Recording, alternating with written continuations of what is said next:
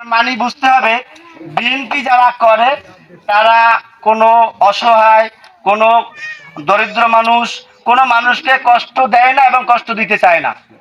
আরো একটা জানি, আমাদের এখানের যে প্রার্থী সে হইল এবিএম মোশাররফ হোসেন, যার নামে প্রথমিত হয় কেন্দ্রীয় বিষয়ক প্রশিক্ষণ বিষয়ক সম্পাদক আলহাজ এবিএম মোশাররফ হোসেন মোশাররফ ভাই।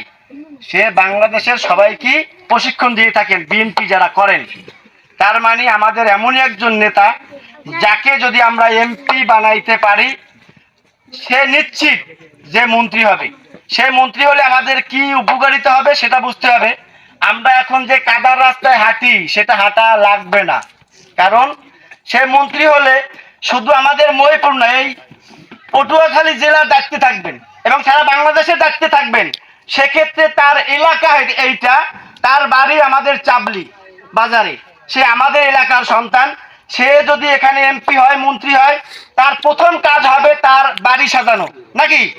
আমরা যদি কারো টাকা পয়সা হয় তাহলে আমরা প্রথম কি করি? একটা ভালো ঘর করি, তারপর ভালো একটা দরজা করি। তাহলে আমাদের এখানে যদি সে এমপি হয়, মন্ত্রী হয়, তাহলে তার প্রথম কাজ হবে তার এলাকার কাজ করা। সেক্ষেত্রে আমরা এখানে আরো প্রার্থী আছে, হাত পাকার প্রার্থী আছে, আরো একটা আগে জামাত ছিল সেটা এখন নেই, আরো প্রার্থী আছে। তা আমরা বুঝতে হবে যে কারো মিথ্যা কথাই যেন না বলি।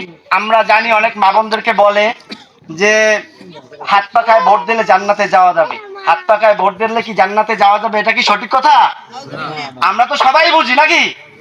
যে আল্লাহর ইবাদত বন্দেগিরি করবে, যে আল্লাহর ইবাদত বন্দেগিরি করবে না তার পক্ষে জান্নাতে যাওয়া সম্ভব না, আল্লাহ না যদি না নেয়, নাকি? তো আমরা এই হাত পাখার লোভেও যদি না পড়ি, আরো জানো যারা লোভ দেখায়, আমাদের অবশ্যই যার যার বুঝ অবশ্যই ভালো বুঝ আছে, আমরা বুঝবো যার দ্বারা আমাদের দেশ উন্নত হবে, আমাদের সমাজ ভালো চলবে, সেরকমের কাউকে ভোট দিই। তা আমি মনে করি এখানে যোগ্য প্রার্থী আমাদের আলহাজ এবিএম মোশাররফ হোসেন মোশাররফ ভাই। সে ধানের শীষের প্রার্থী।